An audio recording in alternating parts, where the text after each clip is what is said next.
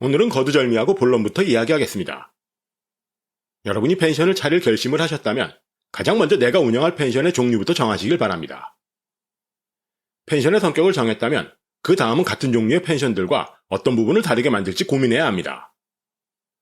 그리고 맨 마지막엔 내가 감당할 규모가 어느 정도인지 가늠해봐야 본격적인 펜션 창업에 뛰어들 준비가 끝납니다. 적어도 이 세 가지만 제대로 지키면 여러분의 펜션 사업이 실패할 일은 거의 없습니다. 단지 마음에 드는 집을 짓는다면 모를까, 펜션으로 돈을 벌 생각이라면 내가 팔 객실의 성격을 정한 다음에 땅을 사고 설계를 맡기는 게 올바른 순서죠. 지난 편에서 말한 확실한 자기 비전도 마찬가지입니다. 내가 만들 펜션의 성격이 뚜렷해야 확실한 자기 비전을 펼칠 수 있죠. 그런데 생각보다 많은 사람들이 이 단계를 건너뜁니다. 이건 마치 내가 팔 음식의 종류를 정하기도 전에 가게를 빌려 식당을 차리는 것과 다르지 않죠. 그래서 이번 편은 펜션 창업의 세 가지 원칙 중에 첫 번째로 펜션의 종류에 대해 자세히 알아보는 시간을 가져보겠습니다. 그럼 더 이상 시간 끌지 말고 곧바로 시작하죠.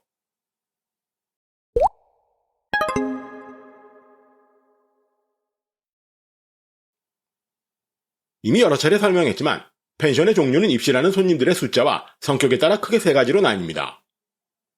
예를 들어 커플 펜션이라고 모든 객실을 2인실로 만드는 건 아니죠. 가족 펜션도 마찬가지입니다. 두세 가족 이상이 쓸 수 있는 객실은 사실상 단체 펜션에 속하죠. 하지만 대학생 MT나 기업체 야유회를 위치해 방을 채우던 단체 펜션은 거의 사라지고 있다는 점만큼은 분명합니다. 실제로 홈페이지를 기반으로 펜션의 종류나 성격을 나눌 때도 커플과 가족, 단체 펜션을 칼같이 나누기는 쉽지 않습니다. 대표적인 사례가 풀빌라죠. 누가 뭐래도 풀빌라는 커플들을 위한 펜션입니다. 그래서 원래는 2인실로 운영되는 게 맞죠. 꽤 많은 풀빌라 펜션의 객실 세팅이 2인용에 맞춰진 것만 봐도 알 수 있죠. 하지만 문을 열고 시간이 조금만 흐르면 비싼 요금 때문에 추가 입실 인원을 받게 됩니다. 최대 입실 인원이 4명인데도 침대는 하나뿐인 것만 봐도 알 수 있죠. 이런 까닭에 단순히 입실 인원 숫자만 보고 펜션의 성격을 나누긴 힘듭니다. 그래서 펜션의 종류를 나눌 땐 전반적인 분위기나 시설이 중요한 판단 기준이 됩니다. 애견 펜션의 2인실은 커플 펜션과는 사뭇 다릅니다. 부부나 연인도 오지만 강아지를 키우는 친구 2명이 예약하는 경우도 굉장히 많습니다. 심지어 4인실이나 6인실도 애완견 동호회 회원들로 채워질 때가 있습니다. 그렇다면 키즈 펜션은 어떨까요? 단순히 입실 인원 숫자만 놓고 보면 가족 펜션과 단체 펜션의 경계에 섭니다. 경기도나 강원도 일대의 키즈 펜션들은 4인실이 많지만 여수나 전남 쪽엔 7, 80평 크기의 키즈 펜션이 꽤 많습니다. 실제로 전국에 있는 키즈 펜션 중에 절반 이상이 40평대고 수익형 펜션 비율은 90평 이상이 압도적으로 높은 편이죠. 물론 이런 통계를 믿지 못하시는 분들도 계실 겁니다. 하지만 분명한 건 같은 종류의 펜션이라도 소비자들이 즐겨 찾는 펜션은 따로 있다는 사실만큼은 분명합니다. 그렇다고 무조건 객실이 넓은 키즈 펜션을 만들면 돈이 될까요? 이건 또 아닙니다. 애견 펜션도 성격이 나뉩니다.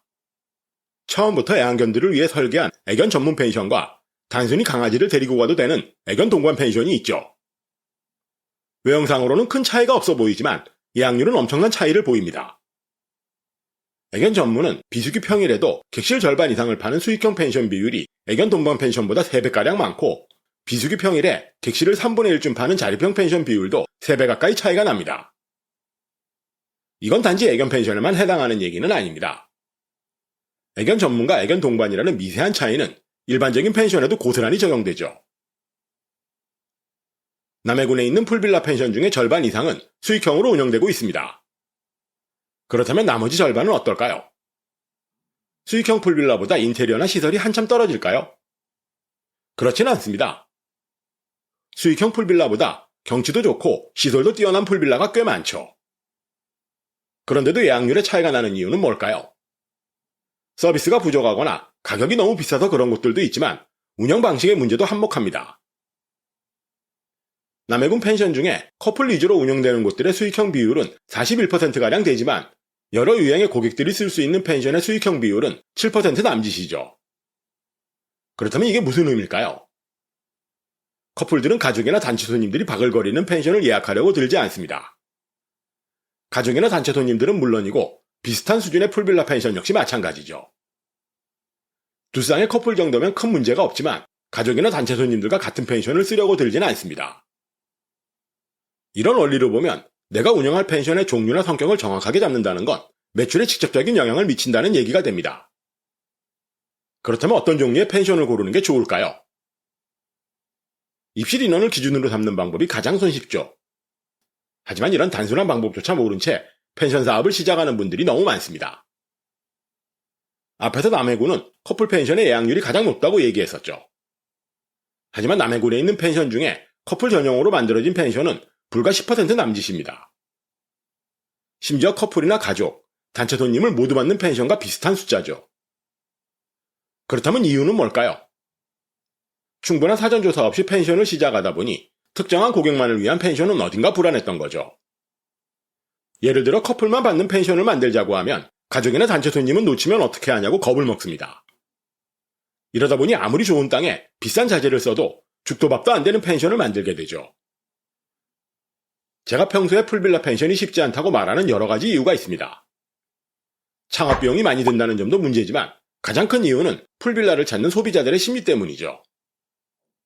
사람들이 풀빌라를 예약하는 이유를 이해하지 못하면 아무리 크고 화려해도 풀빌라는 실패합니다. 그렇다면 나머지는 어떨까요? 가족 펜션은 물론이고 애견이나 키즈 펜션 역시 그 나름의 확실한 이유를 알아야 성공할 수 있습니다. 그래서 펜션 사업을 시작하기 전에 가장 먼저 펜션을 찾는 소비자들을 이해하려고 애써야 합니다. 손님이 많다고 소문난 펜션이나 유명한 건축사무소를 찾아다닌다고 절대 답을 얻을 수는 없죠. 그런데 소비자들을 이해한다는 말 자체가 쉽지는 않습니다. 난다긴다 하는 대기업의 마케팅 부서들조차 허덕이는 일이죠. 그렇다면 어떻게 해야 할까요? 지난 편에서 얘기한 확실한 자기 비전에서 그 실마리를 풀어갈 수 있습니다. 돈이 된다는 인식 때문에 무언가 대단한 사업처럼 포장된 측면이 있지만 펜션의 원형인 농어촌 민박은 시골에 지은 내가 살 집입니다. 그래서 예로부터 지금까지 주인과 취향에 맞는 손님들이 펜션을 찾죠. 내가 만약 커플들을 위한 펜션을 만들겠다고 결정했다면 젊은 연인들이 좋아할 분위기를 만들기 위해 최선을 다하면 됩니다. 물론 그 중에는 자신들의 취향과는 맞지 않아서 예약을 꺼리는 손님들도 있을 겁니다. 하지만 그런 손님들을 놓친다고 전전긍긍할 필요는 없습니다. 어차피 팔아야 할 빵은 고작해야 2-3개고 많아야 10개 남짓입니다. 그래서 대기업처럼 모든 소비자를 붙잡겠다고 애쓸 필요는 없습니다.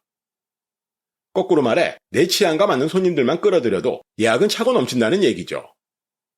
그래서 확실한 자기 비전을 바탕으로 자신이 가장 잘 아는 분야를 펜션에 접목시키면 됩니다.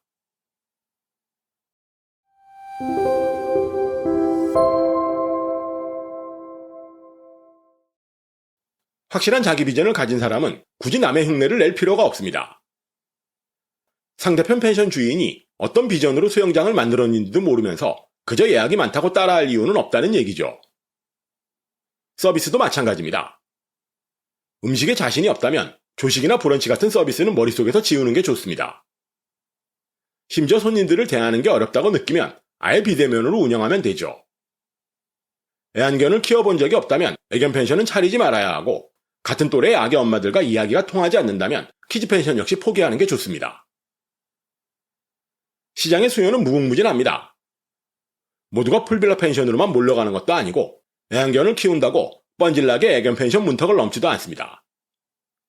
그래서 내가 가장 잘 이해하는 손님들을 상대로 나만의 독특한 컨셉만 뽑아내면 어렵지 않게 펜션을 운영할 수 있죠. 그래서 다음 편은 펜션의 컨셉이 무엇인가 알아보는 시간을 가져보도록 하겠습니다. 그럼 오늘도 긴 영상 시청해주셔서 대단히 감사합니다. 지금까지 펜션 프로젝트 팀 로직이었습니다.